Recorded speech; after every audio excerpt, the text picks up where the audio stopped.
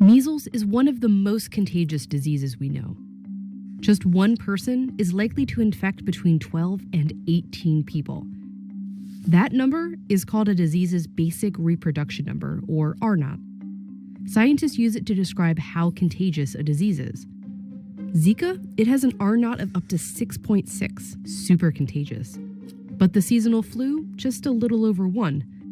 And COVID-19, the disease caused by the coronavirus, just about 2. That difference between the flu and COVID-19 doesn't seem so big, especially when you look at them next to these really contagious diseases. Plus, a lot of the symptoms of the flu and COVID-19 are really similar. A fever, cough, they can even both lead to pneumonia, which is ultimately how they can both be fatal. So thinking of COVID-19 and the flu as similar is a common and frankly understandable comparison to want to make. This is like the flu? It's a lot like the flu. I like to believe that it's going to end up more like the flu virus. But wait, let's go back to those R0 numbers again. If the flu has an R0 of 1.3, that means each person gets either 1 or 2 people sick. After 10 rounds, that's 56 total people. And if we run the model with COVID-19's R0 at 2, if one person with it gets 2 people sick who get 2 people sick, after 10 rounds, that's more than 2,000 people.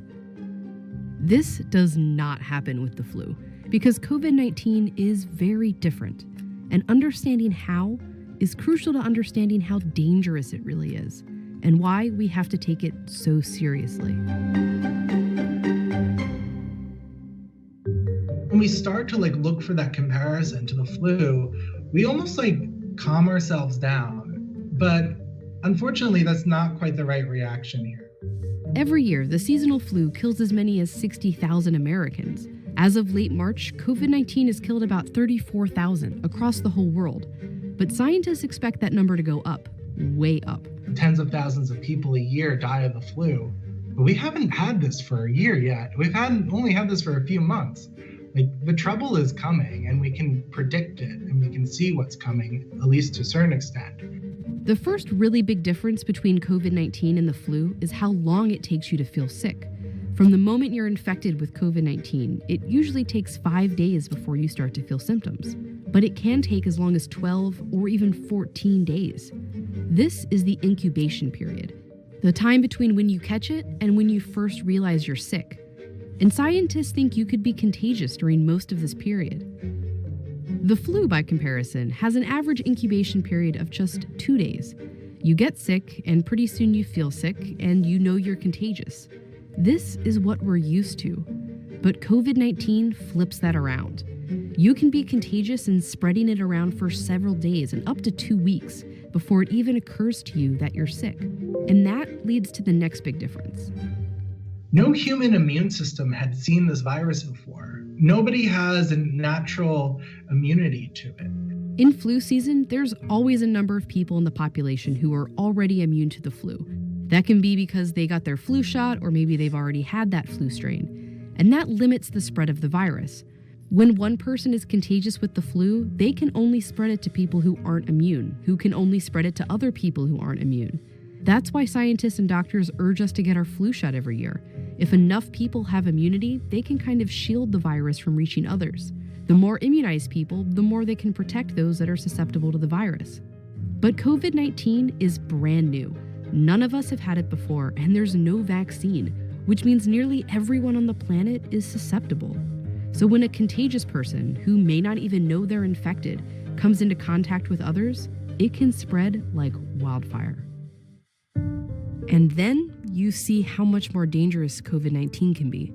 Only 2% of people with the flu need to be hospitalized, but 20 to even 30% of people who test positive for COVID-19 do. And we're still learning about COVID-19's fatality rate, but scientists think it's somewhere between 1 and 3%. But the flu's rate is even lower, 0.1%.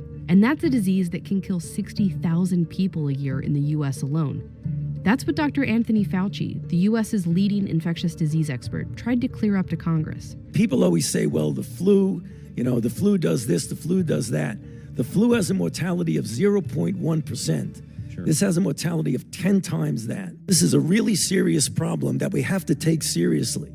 And he's just talking about the average across all age groups. For older people or people with compromised immune systems, it can be way higher. And that's especially scary when you remember all the other things that are different about COVID-19. The infectiousness, how hard it is to know you have it, how susceptible we all are to it.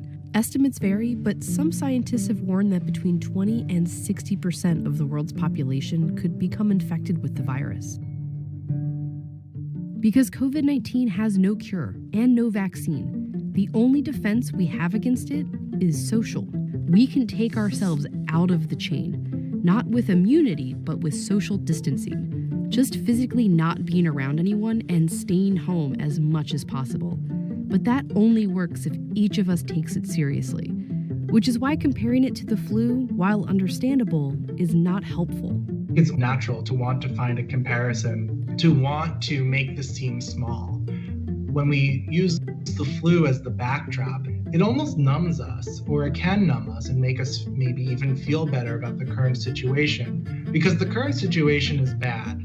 So now is not the time to be numb. We need to be vigilant and then use our vigilance for use.